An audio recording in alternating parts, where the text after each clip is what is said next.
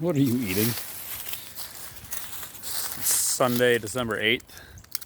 There's a hair in my lens. It's Sunday, December 8th.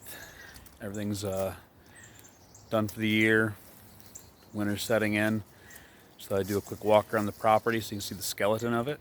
A lot of things we can't see in the videos in the summertime when it's all filled in. We'll start up here at the top. We're just right off the road here. We're in the city of Asheville. Property's a big triangle all the way to the back from here. So we catch a lot of water, ending at a pond in the back that we'll see. These are our mushroom logs here. We have 3 varieties of shiitake and 3 or 4 varieties of oyster, a lion's mane.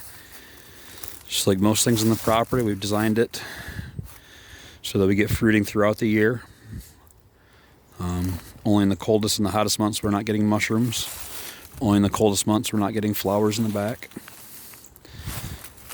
These are a totem style that we've done here. They're buried deeper in the ground and stand up. And these we've inoculated with little holes in them, drilled holes, and inoculated them.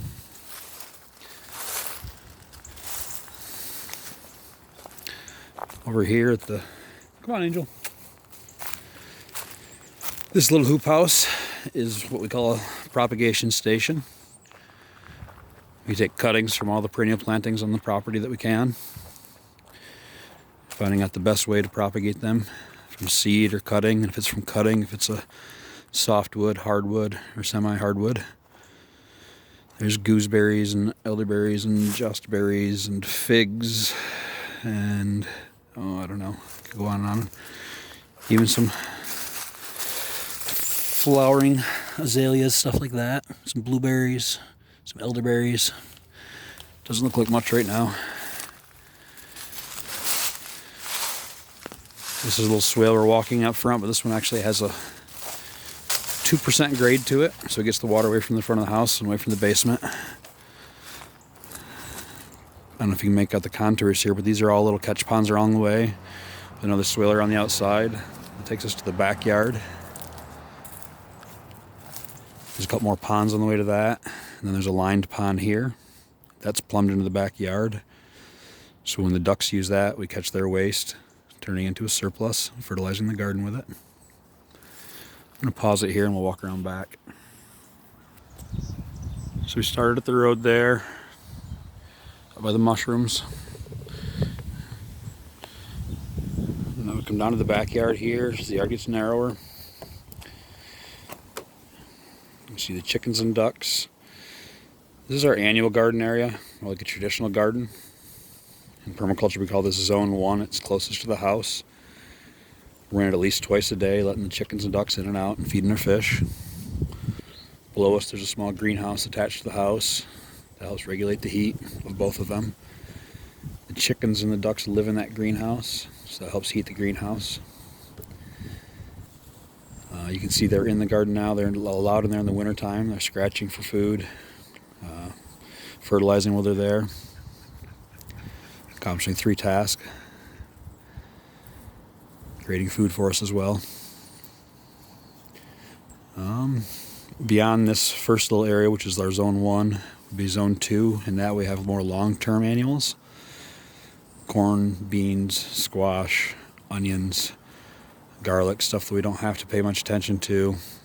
Maybe look for bugs every now and again or issues, but in general just harvest it when it's ready. But mixed in with that is fruit trees and berry bushes, edible perennial greens, stuff that gets bigger and larger every year.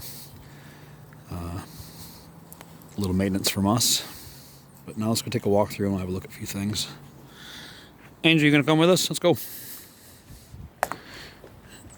I usually pause these, but come along for the walk. So this will be our morning routine. Coming down here, dumping our compost here. There's a few composts here. I'm not going to uncover them, but our oldest one there, broken down the most. This one's ready to be stirred again. Maybe we'll get the thermometer out and have a look at that in a second. And then this is a red wiggler compost here system we use. A 2-bucket system that we feed the top bucket, harvest the bottom bucket when it's ready. But I've made videos on that. Angel, you're walking right in the garden bed. Some of the kales are still coming along. This is our old hot tub. Rather than repairing it and having an energy intense product that we didn't use very often, we made it a part of our aquaponic greenhouse for a while. Then we moved the greenhouse back, sunk this into the ground, and it's just right full of wildlife, bringing wildlife into the garden. Hi guys. As soon as we come out here, the ducks and chickens want to hang out. They're always underfoot because we mean food. But all the water that flows down through here is caught in a swale system. There's about 15 swales going down through the property. Some of them property wide, some of them overflow into the one below, all of them overflow into the one below them.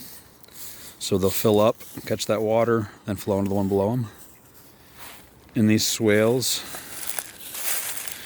we use wood chips, and they're used as walking paths. Here you can see what happens with wood chips in just 1 year. We have the chickens coming and the ducks coming and eating insects out of it, and defecating where they're there. And their poop is high in nitrogen. These wood carvings from the heart of the wood is full of carbon. Those together creates the perfect environment for the compost to happen. You see even seeds starting in it.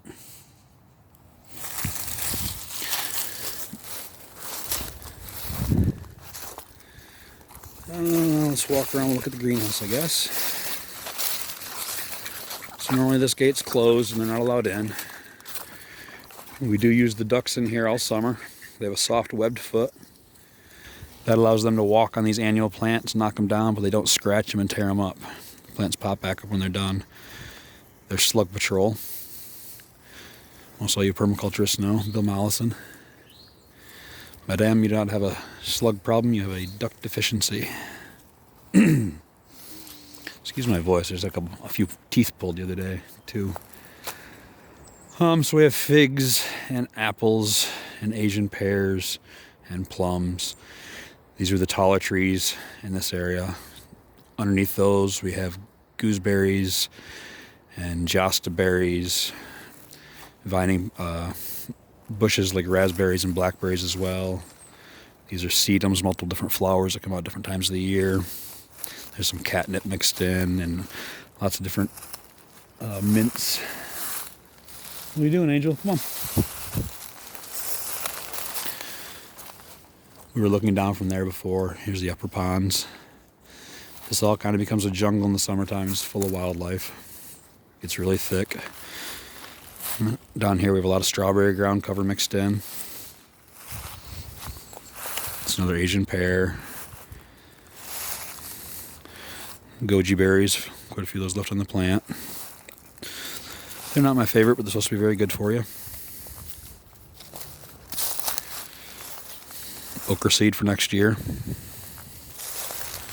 So a lot of these become self-seeding. This is some amaranth. You can see the seeds. Another self-seeding annual. Not a perennial, but a self-seeding annual.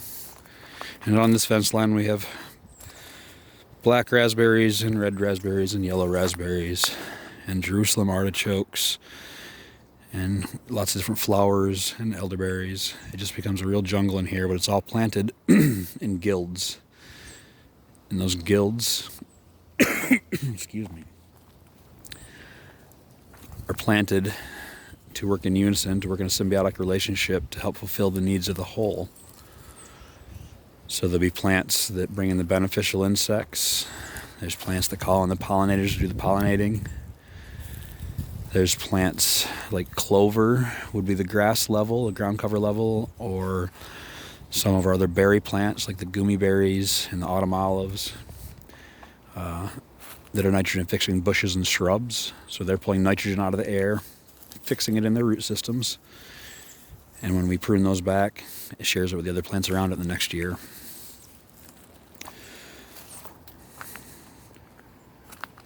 What else do we want to talk about? A lot of these plants, the perennials especially, there's bigger and more of them every year. A lot of the berries, we allow them to tip. That's where the tip hits the ground. You get new from it. They grow out from their crown root from their base, and they send out runners. Things like this here. This is a graft. We have multiple grafts on these trees. This is marking it, but this tree is 4 different types of apple now. That accomplishes a few things for us. Let's say the Fuji apple, I'm not sure which one, but the first one comes out and flowers, and we have a frost come and kill those flowers. The rest may fruit later than that and save that, so we still get some apples on it for the year. Or a disease that one particular variety is more susceptible than the rest. It might not bother the rest of the tree. That and a large tree like this, once it's mature, can produce 250 to 300 pounds of fruit. And it's just my wife and I. That's too much of one kind of apple for us. So it brings that diversity in. But in this guild, I'll forget a lot of the things, but this is the sedums again. These are later in the year flowering. It starts off with the lilies and the irises. There's black raspberries in here, red raspberries. Sochan, that's the sunflower family. Just drawing a mind blank. That's an edible green for us, and it flowers late in the fall. In the middle is a gummy berry there. It's one of my favorite berries, and it just has a beautiful smelling blossom on it. Brings in a lot of birds. You can't really see it. Behind that's a fig. On the other side of that, the green that you see is a silverberry. That's actually flowering now and will fruit in March. So that's our latest flowering and earliest fruiting. Jerusalem artichokes, I don't know if I mentioned those. And then there's a gooseberry. There's an autumn olive in between. That's another nitrogen fixer. And this is a josta berry. Everywhere we go, the chickens come and follow. They're always curious. These are hazelnuts. We have 3 types of bush hazelnuts on the property. That brings in some nuts for us. Small property like this, you don't get much, but diversity is the spice of life. 3 different grape plants crossed here. 3 pawpaws back here. This is a blueberry guild with more raspberries in the back. This is our lowest pond.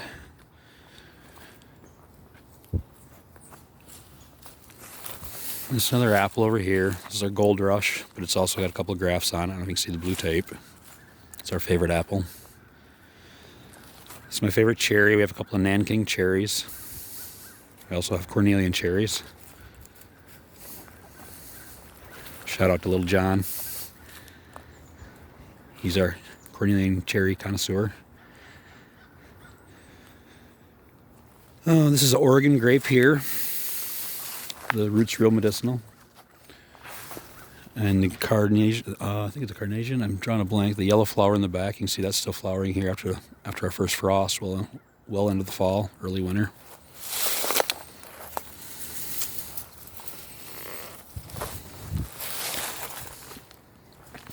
This pond I'm very proud of. It's the duck pond. We used to have 5 ducks. We're down to 3. But having that many ducks on a property, they will put so much waste in the water system it clogs it and turns green. But we grow a lot of plants on it in the summertime to cover it, to stop the light from getting into it. We have a sump over here that the water's pumped from. Probably see a goldfish when I lift it. It's usually hanging out. But that's a buried 55-gallon drum. It comes in off the standpipe at the top, so all the heavy poop-filled water settles to the bottom. And the clean water is taken into the sump area, pumped to the top of the waterfall, and aerates it. 2 to 3 times a year, we will agitate this water. That suspends the nutrient in it. Never mind the hose right now, we're working on it. It looks a mess, but that agitates it, suspends the nutrient in the water. Then we pump that water up onto our garden beds, catching and storing that nutrient, turning waste into a surplus. This is a small tiny home we built. This is for anyone that comes and works on the property and stays here. We require 10 hours a week in trade for residents. Take a quick peek inside. Angel, stop eating that poop.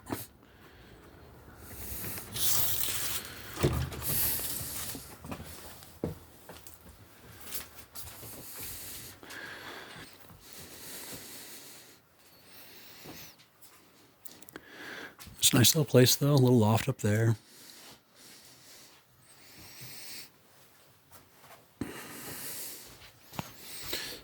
So anyone looking for a place next year, let us know. Well, the boss just got home. Says we have Angel, get out of there. I'll cut this video short, but I hope you enjoyed the tour. If you don't know about permaculture, we're just learning about permaculture. Taking a permaculture design course was life-changing for me. We were a year into this design at that point. It really was eye-opening. What we're trying to do is mimic nature, mimic the forest edge, by getting as many of the 7 layers of a food forest in our backyards and our landscapes as we can to get maximum output for minimum input. Every year the forest turns green from the bottom to the top and then browns its way back down without any input from us. And that's those plants working in unison, plants, animals, and fungi, to produce the needs of the whole. Trying to replicate that as many ways as we can in our backyards, front yards, side yards, properties.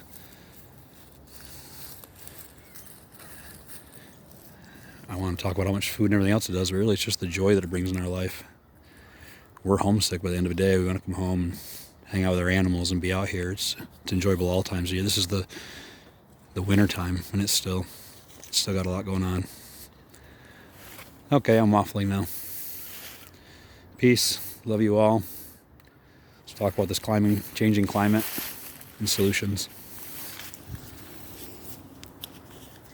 If you hung in this long, thank you very much. Please share this video if you liked it.